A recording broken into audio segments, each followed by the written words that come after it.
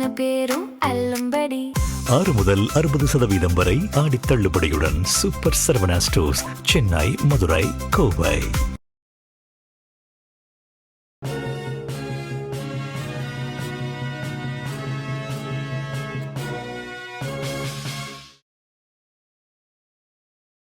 வணக்கம். ஜெம் செய்திகளை வழங்குவதற்காக நான் உங்கள் ஜெனிஷா அகஸ்டன். இந்திய நேரப்படி காலை 8:30 மணி செய்திகள். முதலில் ஜெம் தலைப்பு செய்திகளை காணலாம். பிரலாத் ஜோஷி நமது கல்வி முறைக்கும் அதில் பயிலும் ஒவ்வொரு மாணவருக்கும் இழைக்கப்பட்ட அவமானம்.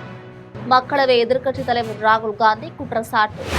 கர்நாடக அமைச்சர் ராமலிங்க ரெட்டி பேசுவது மாநிலங்களுக்கு இடையே விரிசலை மட்டுமே உண்டாக்கும். தமிழ்நாடு காங்கிரஸ் கமிட்டி தலைவர் மாணிக்கம் தாகூர் குற்றச்சாட்டு. பழனி கோவில் நில மோசடி விவகாரம். வெள்ளத்துறை, முருகதாஸ் உள்பட 3 பேரை சிபிசிஐடி காவல்துறையினரால் கைது. தங்கள் படைகள் ஈரான் நடத்திய ஏவுகணை தாக்குதலை தாங்கள் முறியடித்தோம். அமெரிக்க ராணுவம் அதிரடி அறிவிப்பு. காமன்வெல்த் ஆடவர் 10,000 மீட்டர் ஓட்டப்பந்தய போட்டி. இந்தியாவின் குல்வீர் சிங் பதக்கம் வென்று வரலாற்று சாதனை. இனி விரிவான செய்திகளை காணலாம். பிரலாத் ஜோஷி நமது கல்வி முறைக்கும் அதில் பயிலும் ஒவ்வொரு மாணவருக்கும் இழைக்கப்பட்ட அவமானம் என்று மக்களவை எதிர்க்கட்சித் தலைவர் ராகுல் காந்தி தெரிவித்துள்ளார். டெல்லியில் மக்களவை எதிர்க்கட்சித் தலைவர் ராகுல் காந்தி செய்தியாளர்களிடம் பேசினார். அப்போது மத்திய அமைச்சரவையில் கல்வி அமைச்சராக நியமிக்க பலர் இருந்தும் பாலியல் குற்றவாளிகளை ஆதரிப்பவர் என குற்றச்சாட்டு எழுந்துள்ள ஒருவரை பிரதமர் மோடி தேர்வு செய்திருப்பது ஆச்சரியமாக உள்ளதாக தெரிவித்துள்ளார். இது கல்வித்துறைக்கும் மாணவர்களுக்கும் அவமானம் என்று கூறினார். இது தொடர்பாக அவர் தன்னுடைய சமூக வலைதள பக்கத்தில் வெளியிட்டுள்ள பதிவில், பாலியல் வன்கொடுமையாளர்களை ஆதரித்து பேசுபவனை விட அருவருப்பான மனிதன் வேறு எவனும் இருக்க முடியாது என்று தெரிவித்துள்ளார். பிரலாத் ஜோஷி நமது கல்வி முறைக்கும் அதில் பயிலும் ஒவ்வொரு மாணவருக்கும் இழைக்கப்பட்ட அவமானம் என்று கூறியுள்ளார். அவர் இப்போது மேற்பார்வையிடும் நிறுவனங்களில் கோடிக்கணக்கான இளம் பெண்கள் படிக்கிறார்கள் என்றும் அவர்கள் பிரதமர் மோடியின் புதிய மத்திய அமைச்சரை ஒருபோதும் ஏற்றுக்கொள்ள மாட்டார்கள் என்றும் தெரிவித்துள்ளார். கர்நாடக அமைச்சர் ராமலிங்க ரெட்டி பேசுவது மாநிலங்களுக்கு இடையே விரிசலை மட்டுமே உண்டாக்கும் என தமிழ்நாடு காங்கிரஸ் கமிட்டி தலைவர் மாணிக்கம் தாகூர் தெரிவித்துள்ளார். தமிழ்நாடு காங்கிரஸ் கமிட்டி தலைவரும் நாடாளுமன்ற உறுப்பினருமான மாணிக்கம் தாகூர் தன்னுடைய சமூக வலைதளத்தில் பதிவு ஒன்றை வெளியிட்டுள்ளார். அதில் தமிழ்நாட்டின் குருவி விவசாயம் ஏற்கனவே காய்ந்துவிட்டது. வரவிருக்கும் சம்பா சாகுபடிக்காவது உடனடியாக தண்ணீர் வந்தாக வேண்டும் என்று தெரிவித்துள்ளார். CWRC அமைப்பின் உத்தரவை ஏற்க மறுத்து மேல்முறையீடு செய்வோம் என்றும் தண்ணீர் திறக்க முடியாது என்றும் கர்நாடக அமைச்சர் ராமலிங்க ரெட்டி பேசுவது தேவையற்ற பதற்றத்தையும் மாநிலங்களுக்கு இடையே விரிசலையும் மட்டுமே உண்டாக்கும் என்று குற்றம் சாட்டினார். இத்தகைய பொறுப்பற்ற கருத்துக்களை கடுமையாக கண்டிக்கிறேன் என்றும் கூறியுள்ளார். இன்று முதல் 15 நாட்களுக்கு பிலிகுண்டுலுவில் தினமும் 3,500 கன அடி நீரை திறக்க வேண்டும் என்ற CWRC உத்தரவை கர்நாடகா எந்தவித சாக்குப்போக்கும் இன்றி உடனடியாக செயல்படுத்த வேண்டும் என்று வலியுறுத்தியுள்ளார். மேலும் கடந்த 26ஆம் தேதி வரை பிலிகுண்டுலுவில் வழக்கமாக வரவேண்டிய 35.391 TMCக்கு பதிலாக வெறும் 3.543 TMC மட்டுமே கிடைத்துள்ளதாக தெரிவித்துள்ளார். இதனால் தமிழ்நாட்டிற்கு 9.46 TMC நீர் பாக்கி உள்ள நிலையில் சட்டப்பூர்வ தீர்ப்புகளையும் உத்தரவுகளையும் மதித்து நடப்பதே கூட்டாட்சி தர்மத்திற்கு அழகு என்று குறிப்பிட்டுள்ளார். பழனி கோவில் நில மோசடி விவகாரத்தில் வெள்ளத்துறை, முருகதாஸ் உள்பட 3 பேரை சிபிசிஐடி காவல்துறையினர் கைது செய்துள்ளனர். திண்டுக்கல்லில் உள்ள பழனி தண்டாயுதபாணி சுவாமி கோவிலுக்கு சொந்தமான 100 கோடி ரூபாய் மதிப்புள்ள 1.4 ஏக்கர் நிலத்தை கடந்த 6ஆம் தேதி வெள்ளத்துறை, சேதுபதி ஆகிய இருவரின் பெயரில் பத்திரப்பதிவு செய்யப்பட்டது. 100 கோடி ரூபாய் மதிப்பு கொண்ட இந்த நிலத்தை வெறும் 2 கோடிக்கு மட்டும் கணக்கு கிரயம் செய்தனர். இந்த விவகாரம் தொடர்பாக காவல்துறையினரிடம் புகார் அளிக்கப்பட்டது. இதைத் தொடர்ந்து காவல்துறையினர் வழக்கு பதிவு செய்து விசாரணை மேற்கொண்டதில் பழனி சார்பதிவாளர் அலுவலகத்தில் கோவில் சொத்து என்பதை மறைத்து தனிநபர்களுக்கு கிரயம் செய்து மோசடியில் ஈடுபட்டது தெரியவந்தது. இதையடுத்து இந்த மோசடிக்கு உறுதுணையாக இருந்த பழனி சார்பதிவாளர் ஜஸ்டின் மணிகண்டன், அறக்கட்டளை நிர்வாகி முருகதாஸ், வெள்ளத்துறை, சேதுபதி ஆகிய 4 பேர் மீது வழக்கு பதிவு செய்யப்பட்டது. மேலும் சார்பதிவாளர் ஜஸ்டின் மணிகண்டன், மாவட்ட பதிவாளர் சசிகலா ஆகிய 2 பேர் பணிநீக்கம் செய்யப்பட்டனர். இதைத் தொடர்ந்து இந்த முறைகேடு தொடர்பான வழக்கை தமிழக டிஜிபி மகேஷ்குமார் அகர்வால் சிபிசிஐடிக்கு மாற்றி உத்தரவிட்டார். இதன் அடிப்படையில் இந்த வழக்கை சிபிசிஐடி காவல்துறையினர் வழக்கு பதிவு செய்து விசாரணை நடத்தி வந்த நிலையில் நில மோசடி விவகாரத்தில் வெள்ளத்துறை, முருகதாஸ் உள்பட 3 பேரை காவல்துறையினர் கைது செய்துள்ளனர். தங்கள் படைகள் ஈரான் நடத்திய ஏவுகணை தாக்குதலை இடைமறித்து அழித்து விட்டதாக அமெரிக்க ராணுவம் தெரிவித்துள்ளது. அமெரிக்க ராணுவம் சமூக வலைதள பக்கத்தில் வெளியிட்டுள்ள பதிவில், அமெரிக்கா மற்றும் ஈரான் என இருதரப்பினரையும் மீண்டும் பேச்சுவார்த்தைக்கு கொண்டுவர மத்தியஸ்தர்கள் முயற்சி செய்து வருவதாக தெரிவித்துள்ளது. ஆனால் மோதலில் ஏற்பட்ட ஒரு சிறிய இடைநிறுத்தத்தை உடைத்து மத்திய கிழக்கில் உள்ள அமெரிக்க படைகள் மீது ஈரான் பல பாலிஸ்டிக் ஏவுகணைகளை ஏவியுள்ளதாக குற்றம் சாட்டியுள்ளது. மேலும் ஈரானின் அனைத்து ஏவுகணைகளையும் தாங்கள் வெற்றிகரமாக இடைமறித்து அழித்துவிட்டதாகவும் அமெரிக்க படைகள் விழிப்புடனும் உயர் தயார் நிலையிலும் இருப்பதாகவும் தெரிவித்துள்ளது. காமன்வெல்த் ஆடவர் 10,000 மீட்டர் ஓட்டப்பந்தய போட்டியில் இந்தியாவின் குல்வீர் சிங் பதக்கம் வென்று வரலாற்று சாதனை படைத்துள்ளார். ஸ்காட்லாந்தின் கிளாஸ்கோ நகரில் 2026 காமன்வெல்த் விளையாட்டுப் போட்டிகளில் ஆடவர் 10,000 மீட்டர் ஓட்டப்பந்தய போட்டி நடைபெற்றது. இந்த போட்டியில் இந்தியாவின் குல்வீர் சிங் கலந்து கொண்டு தன்னுடைய திறமையை வெளிப்படுத்தி 2வது இடத்தை பிடித்தார். இதன் மூலம் குல்வீர் சிங் வெள்ளிப் பதக்கம் வென்று வரலாற்று சாதனை படைத்தார். மேலும் அவர் ஆடவர் 10,000 மீட்டர் ஓட்டப்பந்தயத்தில் பதக்கம் வென்ற முதல் இந்தியர் என்ற பெருமையை பெற்றார். தமிழ்நாட்டில் தமிழ்தாய் வாழ்த்துக்கு முன்னுரிமை அளிக்கப்படும் என்றும் இந்த விவகாரத்தில் ஆளுநர் மாளிகை வழிகாட்டுதல் ஏற்புடையதல்ல என்றும் அமைச்சர் நிர்மல்குமார் தெரிவித்துள்ளார். சென்னை கிண்டியில் ஐஐடி வளாகத்தில் அமைந்துள்ள எரிசக்தி ஆய்வகம் மற்றும் ஆற்றல் சேமிப்பு அமைப்பை மின்துறை அமைச்சர் நிர்மல்குமார் பார்வையிட்டார். ஆய்வகத்தின் செயல்பாடுகள் மற்றும் சேமிப்பு அமைப்பு தொடர்பாக பேராசிரியர்கள் விரிவாக விளக்கினர். அதன் பின்னர் செய்தியாளர்களிடம் பேசிய அமைச்சர் நிர்மல்குமார், செயலிகள் மூலமாக புதிய சோலார் மின் இணைப்பை பெறுவதும் உற்பத்தி செய்வதும் மின்வாரியத்திற்கு மின்சாரத்தை வழங்குவதும் ஊக்குவிக்கப்படும் என தெரிவித்துள்ளார். தமிழ்நாட்டில் தமிழ்தாய் வாழ்த்துக்கு முன்னுரிமை அளிக்கப்படும் என்றும் பாஜக ஆளும் மாநிலங்களில் அவர்களின் மாநில மொழிப்பாடலுக்கு முன்னுரிமை கொடுப்பதாகவும் அமைச்சர் நிர்மல்குமார் தெரிவித்தார். அனைவருக்கும் வணக்கம். நம்ம இப்போ டிஎன்இபியில் நிறைய புதுமையான இப்போ நம்ம சோலார் இன்வெஸ்ட்மெண்ட்ஸில் வெளியில் வர சோலார் பவர் ஜென்ரேஷன் இன்வெஸ்ட்மெண்ட்ஸில் நம்ம நிறைய இந்த பேட்டரி ஸ்டோர்டு டெக்னாலஜி போகலான்னு பார்க்குறோம். ஸோ அதுக்காக நிறைய வேலிடேஷன் நடந்துருக்கு. ஏன்னா ஒரு புது டெக்னாலஜி நம்ம ஒரு ஃபுல் ஃப்ளெஷ்டில் அடாப்ட் பண்ணுறப்போ நம்ம அதில் உள்ள மற்ற என்ன மாதிரியான இப்போ இன்வெஸ்டர்ஸ்க்கும் பொருத்தமாக இருக்குன்னு பார்க்கணும்.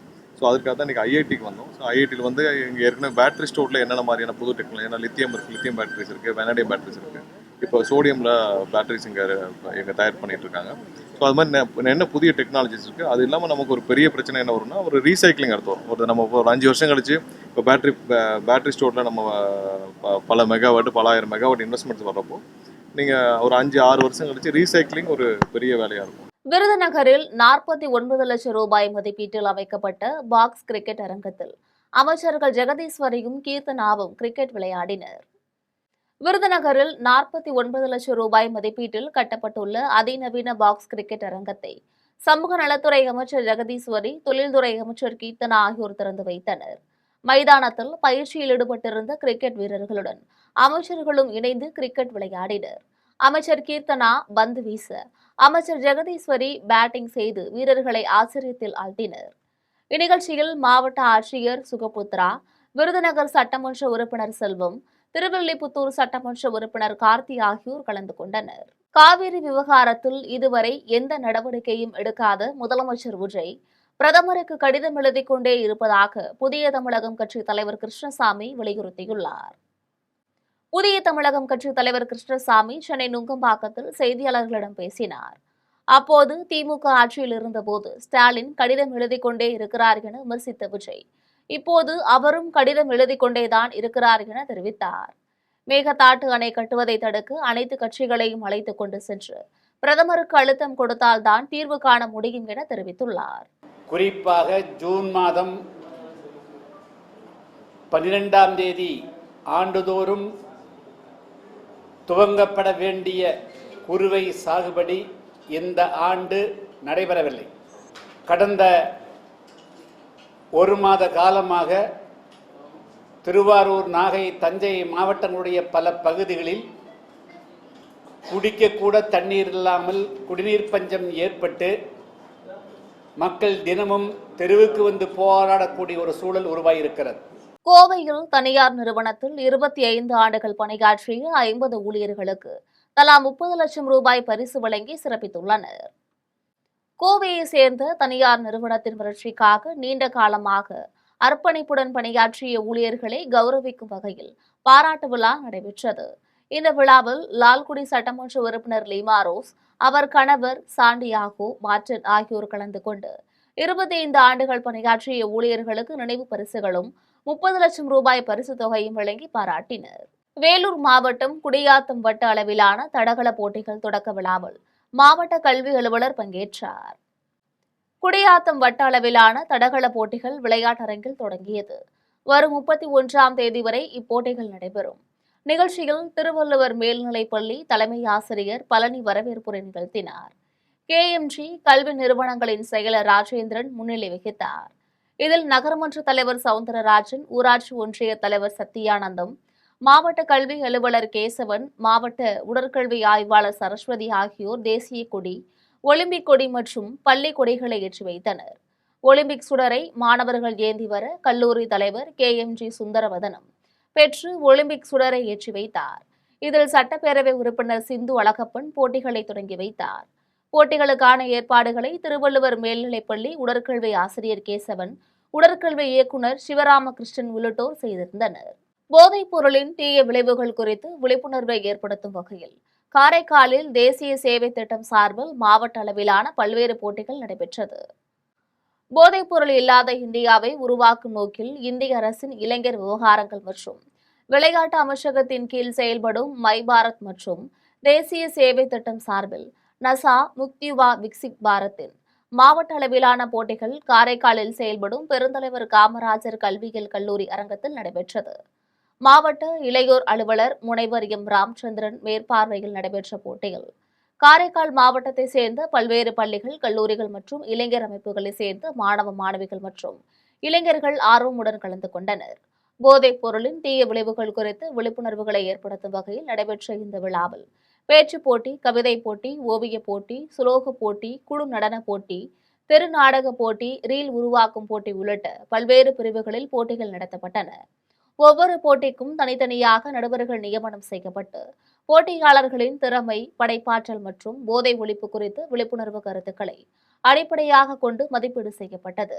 இந்நிகழ்ச்சியில் மாவட்ட இளையோர் அலுவலர் முனைவர் எம் ராமச்சந்திரன் பேசினார். அப்போது இளைஞர்களிடையே போதைப்பொருள் ஒழிப்பு குறித்து விழிப்புணர்வை ஏற்படுத்துவதும், போதைப்பொருள் இல்லாத சமூகத்தை உருவாக்குவதில் இளைஞர்களின் பங்களிப்பை அதிகரிப்பதுமே இந்த போட்டிகளின் முக்கிய நோக்கம் என்றும் தெரிவித்தார்.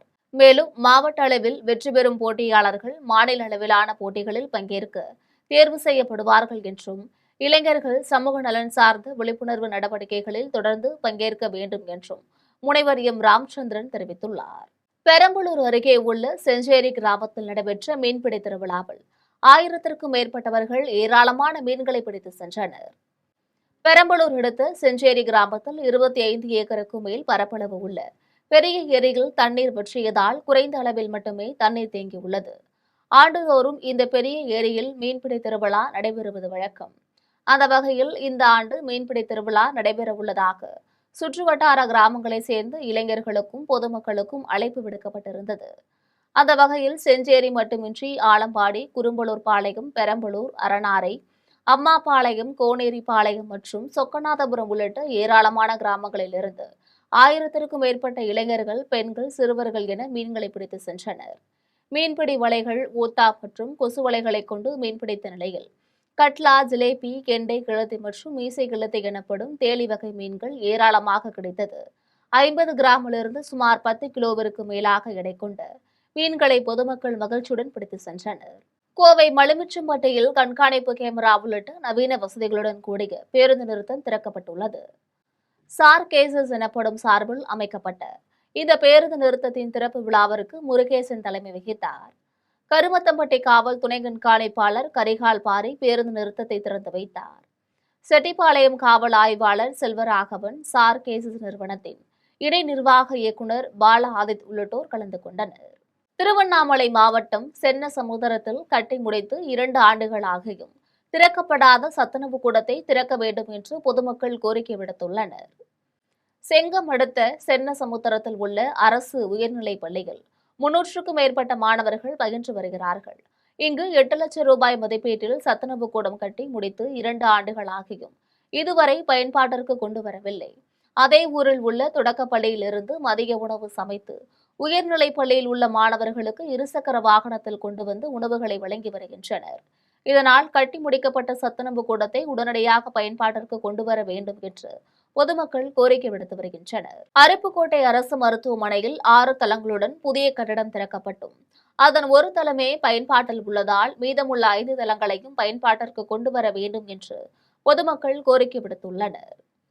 விருதுநகர் மாவட்டம் அருப்புக்கோட்டையில் பிரசவ வார்டு, எலும்பு முறிவுகள் மருத்துவம், இருதயம் சிகிச்சை, கண் சிகிச்சை, டயாலிசிஸ் சிகிச்சை, குழந்தைகள் பிரிவு, நுரையீரல் பிரிவு, காது, மூக்கு, தொண்டை சிகிச்சை என பல்வேறு சிகிச்சை பிரிவுகள் உள்ளன.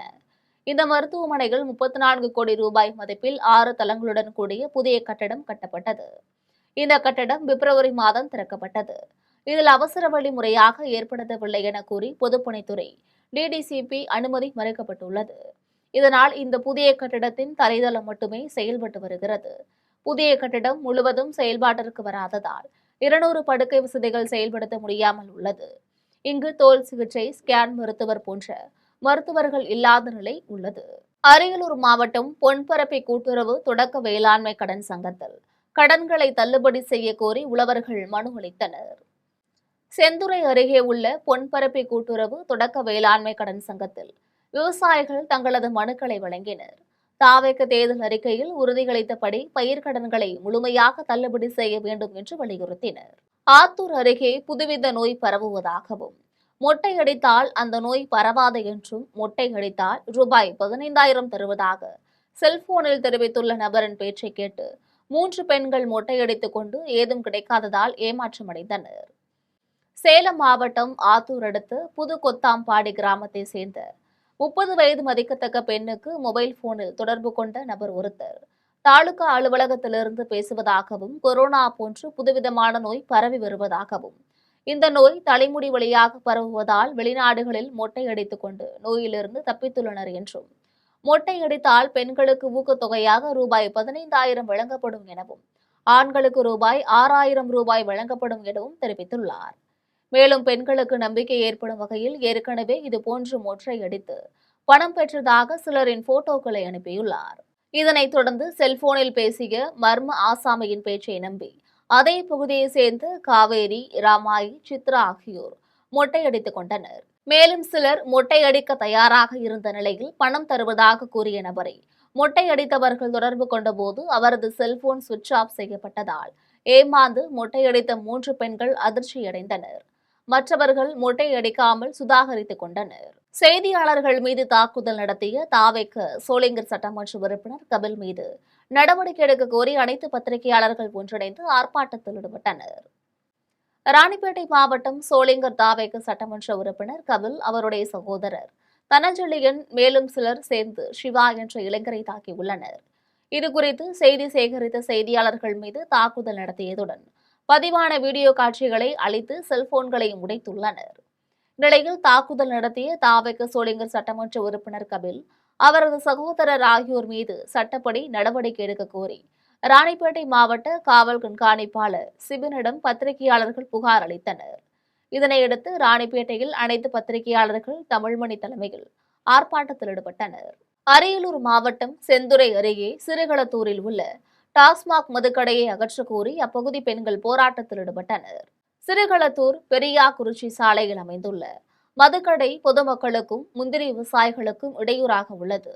மது அருந்துவோரால் அடிக்கடி இடையூறு ஏற்படுவதால் இந்த மதுக்கடையை மூடக்கோரி சிறுகளத்தூர், பொன்பரப்பி, பெரியாக்குறிச்சி ஆகிய ஊர்களை சேர்ந்த பெண்கள் போராட்டத்தில் ஈடுபட்டனர். போராட்டத்தில் ஈடுபட்ட பெண்களை காவல்துறையினர் வாகனத்தில் ஏற்றினர். அப்போது அங்கிருந்த இளைஞர் காவல்துறை வாகனத்தின் சக்கரத்தின் முன்பு படுத்து மறியலில் ஈடுபட்டார். இதனையடுத்து போராட்டத்தில் ஈடுபட்ட பொதுமக்களிடம் காவல்துறையினர் பேச்சுவார்த்தை நடத்தினர். சோளிங்கரில் செய்தியாளர்கள் தாக்கப்பட்ட சம்பவத்தை கண்டித்து குடியாத்தத்தில் அனைத்து பத்திரிகையாளர்கள் சங்கத்தினர் கண்டன ஆர்ப்பாட்டத்தில் ஈடுபட்டனர். ராணிப்பேட்டை மாவட்டம் சோளிங்கரில் நேற்றிரவு தினகரன் செய்தித்தாளின் செய்தியாளர் அரங்கநாதன், தினமலர் நாளிதழின் செய்தியாளர் கல்யாண சுந்தரம் ஆகியோர் மீது தமிழக வெற்றிக் கழகத்தின் சட்டமன்ற உறுப்பினர் கபில் மற்றும் அவருடைய ஆதரவாளர்கள் தாக்குதல் நடத்திய சம்பவம் தமிழகத்தில் பெரும் பரபரப்பையும் அதிர்வலைகளையும் ஏற்படுத்தியுள்ளது. இந்த தாக்குதலில் காயமடைந்த தினகரன் நாளிதழின் செய்தியாளர் அரங்கநாதன் மேல் சிகிச்சைக்காக வேலூரில் உள்ள தனியார் மருத்துவமனையில் அனுமதிக்கப்பட்டு சிகிச்சை பெற்று வருகிறார். தினமலர் நாளிதழின் செய்தியாளர் கல்யாண சுந்தரம் சிகிச்சையை முடித்துக் கொண்டு வீடு திரும்பினார். இந்நிலையில் வேலூர் மாவட்டம் குடியாத்தம் பேருந்து நிலையம் அருகில் அனைத்து பத்திரிகையாளர்கள் சங்கத்தின் சார்பில் பத்திரிகையாளர் கோபி தலைமையில் பத்திரிகையாளர்கள் கண்டன ஆர்ப்பாட்டத்தில் ஈடுபட்டனர். இதில் வழக்கறிஞர் ரமேஷ்குமார் கலந்து கொண்டு கண்டன உரையாற்றினார். அப்போது செய்தியாளர்கள் மீது தாக்குதல் நடத்திய தமிழக வெற்றிக் கழகத்தின் சட்டமன்ற உறுப்பினர் கபில் மற்றும் அவரது ஆதரவாளர்கள் மீது உரிய விசாரணை மேற்கொண்டு சட்டப்படி நடவடிக்கை எடுக்க வேண்டும் என பத்திரிகையாளர்கள் வலியுறுத்தினர். சேலம் மாவட்டம் பூலாம்பட்டியில் கூட்டுறவு பயிர்க்கடன் தள்ளுபடி, பால் விலை உயர்வு ஆகிய கோரிக்கைகளை வலியுறுத்தி தமிழக விவசாயிகள் பாதுகாப்பு சங்கம் சார்பில் டிராக்டரில் காய்கறிகளை கட்டிக்கொண்டு ஆர்ப்பாட்டத்தில் ஈடுபட்டனர். எடப்பாடி அருகே உள்ள பூலாம்பட்டியில் தமிழ்நாடு விவசாயிகள் பாதுகாப்பு சங்கம், பால் உற்பத்தியாளர்கள் சங்கம் ஆகியவற்றின் சார்பில் கூட்டுறவு பயிர்க்கடனை தள்ளுபடி செய்யவும், பால் கொள்முதல் விலையை உயர்த்தவும் கோரி ஆர்ப்பாட்டம் நடைபெற்றது. ஆர்ப்பாட்டத்திற்கு பிறகு செய்தியாளர்களிடம் பேசிய சங்கத்தின் நிறுவனர் ஈசன் முருகசாமி தாவேக்க தேர்தல் அறிக்கையில் கூறிய உறுதிமொழிகளை இன்னும் நிறைவேற்றவில்லை என்று குற்றம் சாட்டினார். திருவண்ணாமலை மாவட்டம் செங்கம் வேளாண்மை விரிவாக்க மையத்தில் வாங்கி நிலக்கடலை தரமற்றது என குற்றம் சாட்டிய உழவர் போராட்டத்தில் ஈடுபட்டார். செங்கம் வேளாண்மை விரிவாக்க மையத்தில் ஐயனார் என்பவர் 2 மூட்டை நிலக்கடலை வாங்கியுள்ளார். அது தரமில்லாமல் இருப்பதாக கூறி அதிகாரிகளிடம் அவர் வாக்குவாதத்திலும் ஈடுபட்டுள்ளார். அங்கேயே நிலக்கடலைகளை தரையில் சிந்தி நியாயம் கேட்டதால் பரபரப்பு ஏற்பட்டது.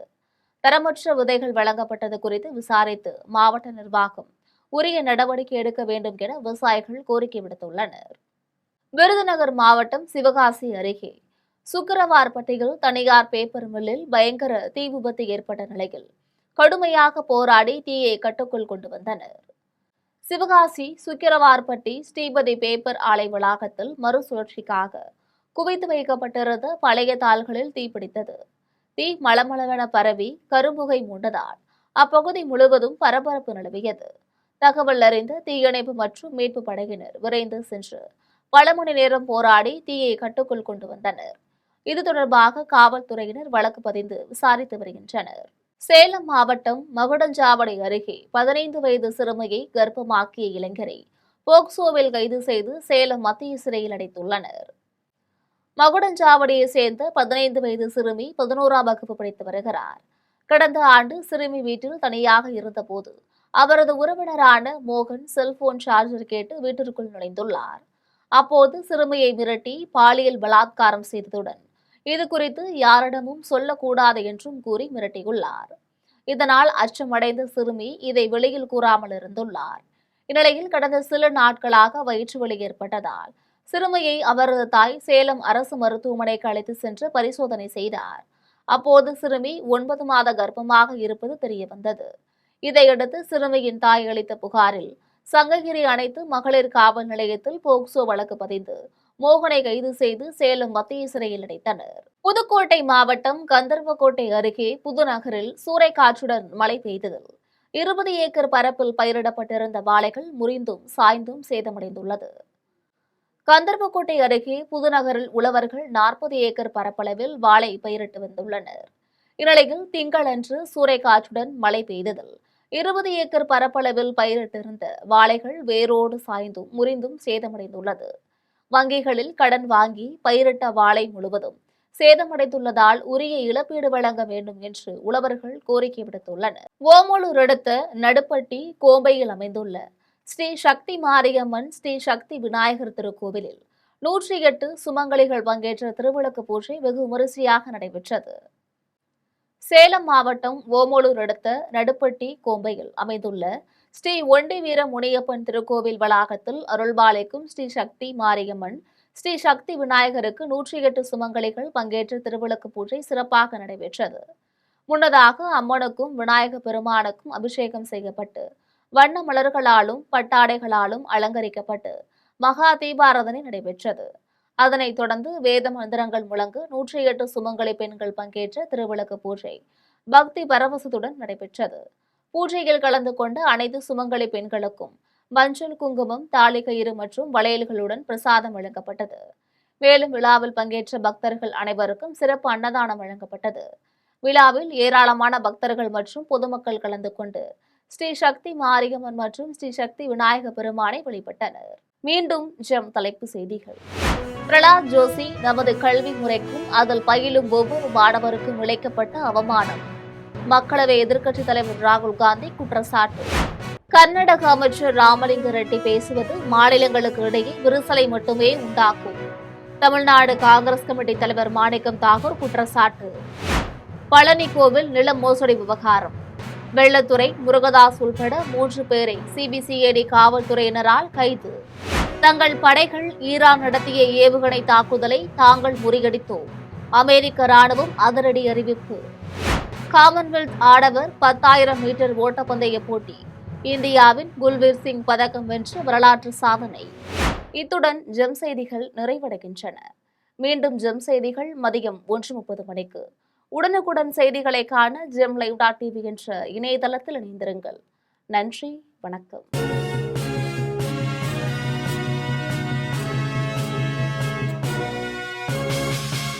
ஆடி தள்ளுபடி அத்தனை பேரும் அல்லும்படி 6 முதல் 60% வரை ஆடி தள்ளுபடியுடன் சூப்பர் சரவணா ஸ்டோர்ஸ், சென்னை, மதுரை, கோவை.